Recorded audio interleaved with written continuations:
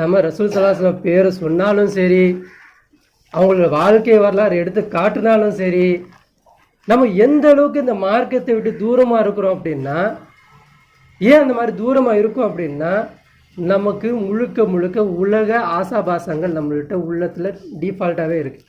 நம்ம ஒரு விஷயத்தை போய் காட்ட வேண்டிய அவசியம் இல்லை. அவனுக்கு ஆட்டோமேட்டிக்காகவே இந்த ஒவ்வொரு பொருள் மேலே ஆசை வருது.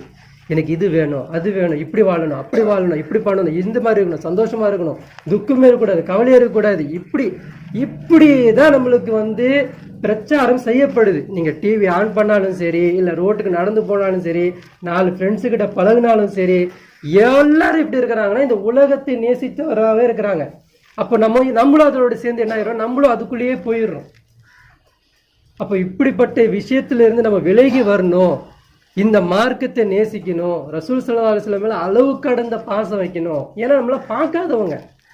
ஏன்னா ரசூல் ஸல்லல்லாஹு அலைஹி வஸல்லம் சொல்லிட்டு போறாங்க, என் சஹாபிகளே அப்படின்னா என்னது, இறுதியா வரக்கூடிய அனைவரையும் சேர்த்து தான் ரசூல் சொல்றாங்க.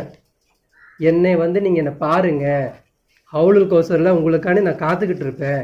என்கிட்ட நீங்க அந்த தண்ணீர் அருந்துறதுக்காண்டி என்கிட்ட வாங்க, அது வரைக்கும் நீங்க பொறுமையாக இருங்க. உங்களுக்கிட்ட சோதனைகள் அல்லாஹ் பல விதமா தருவான். ஒரு விதத்துல உங்களுக்கு சோதனை வராது, பல விதமான சோதனைகள் உங்க காலகட்டத்துல வரும்.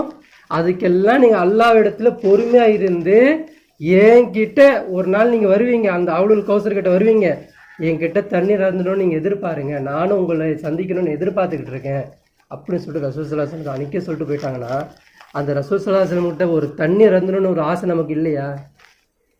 அந்த ஆசை நம்ம படணும்னா அதை மாதிரி நம்ம வாழ்ந்து காட்டணும் இல்லையா? அப்படி அந்த மாதிரி வாழ்ந்து காட்டணும்னா அதெல்லாம் நம்ம தெரிஞ்சுக்கணுமா இல்லையா?